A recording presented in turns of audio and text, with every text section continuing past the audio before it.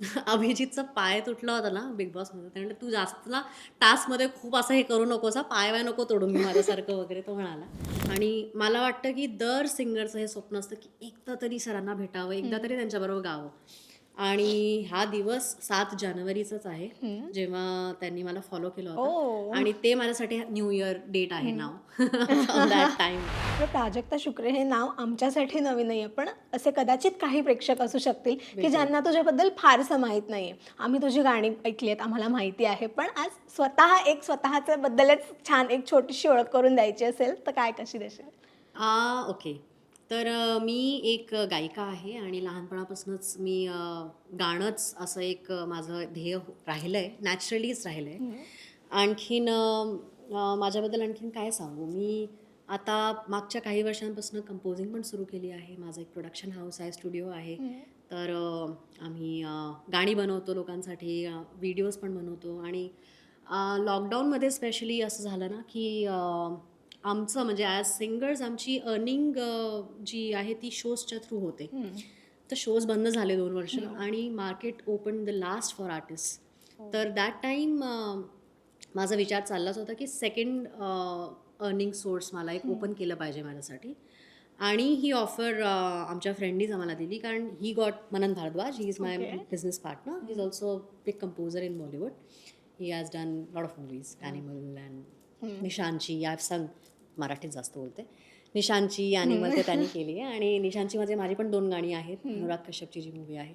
तर तो त्याच्यात बिझी झाल्यामुळे ते प्रोडक्शन हाऊस आणि स्टुडिओचं काम थोडं त्याला नव्हतं जमत. हं. तर त्यांनी मला आणि माझी मैत्रीण आहे Himani Kapoor, she is also singer, okay. Offer केलं की स्टुडिओचं आणि प्रोडक्शनचं काम if you want to take co-ownership. Hmm. आणि we shifted there and life changed there. आणि त्या तिकडच्या क्लायंट्सचे व्हिडिओज करायला पण आमच्याकडे असा एक वेळ आला होता की डायरेक्शनसाठी कोणी नव्हतं. हं. तर I learned about direction, the camera and hmm. Basics how the video should be done. हं.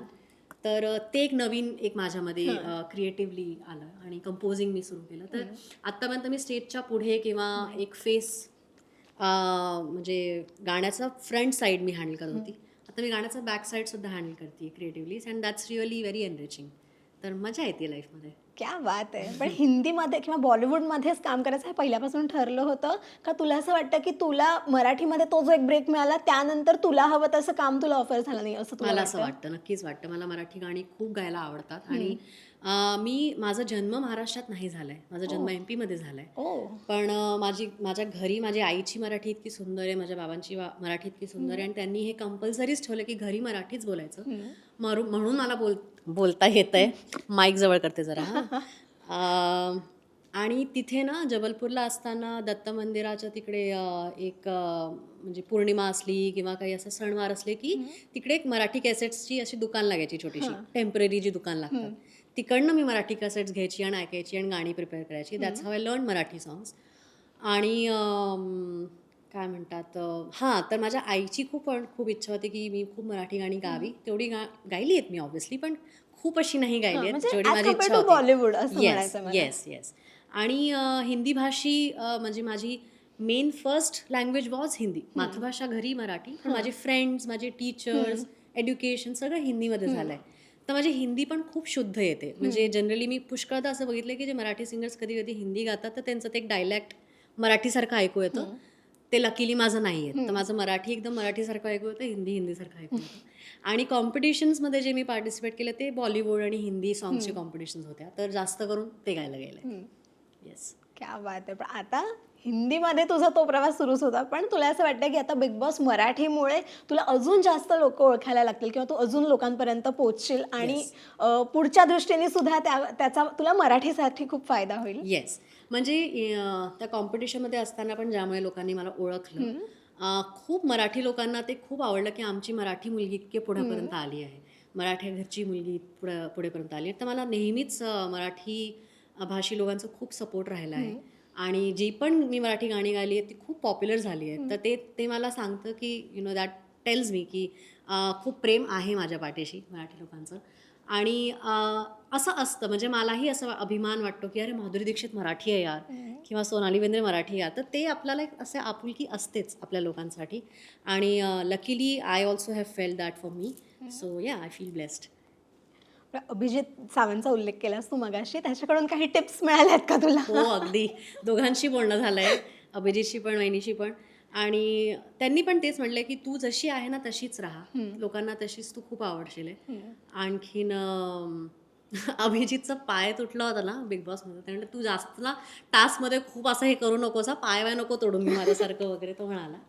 बाकी हिज कोर सजेशन वॉज की जशी आहे तशीच राहा. That's what people will like. तुझी जी सिंगिंग जर्नी आहे, तुझ्या गाण्याचं जे सगळ्या आत्तापर्यंतचा जो काही प्रवास आहे, तेव्हा एक मला आज एक छान त्याचं काय एक आपण म्हणतो ना की त्या प्रवासाबद्दल एक थोडक्यात जर का सांगायचं असेल तर काय सांगशील आज, की त्या प्रवासामुळे आज तू इथपर्यंत आली आहेस? आणि येस, प्रवास आत्तापर्यंत खूप छानच राहिला आहे. आणि मला नॅचरली हे देवांच्याच कृपेने एक ग्रॅटिट्यूड आहे मनामध्ये.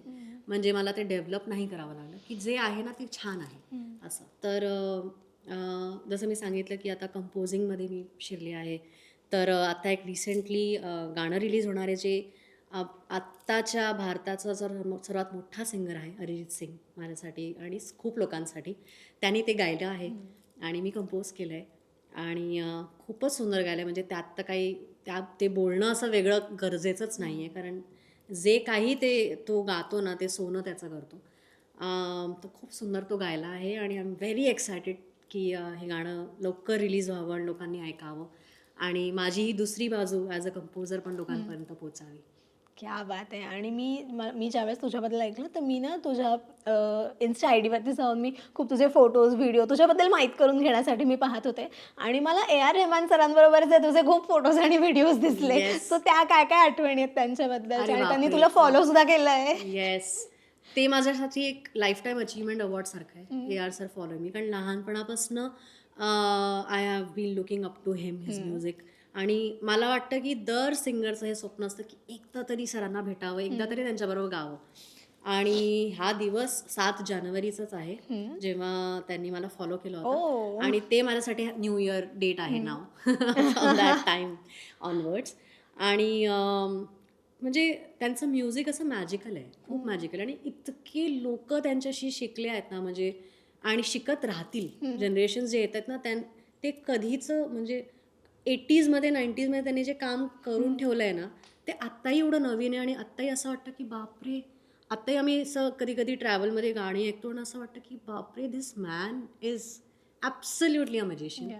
तर कोक स्टुडिओमध्ये पण मला संधी मिळाली त्यांच्याबरोबर गाण्याची आणि हाऊ ही वर्क्स ते बघण्याची संधी मिळाली आणि कमालच आहे. काय बोलू.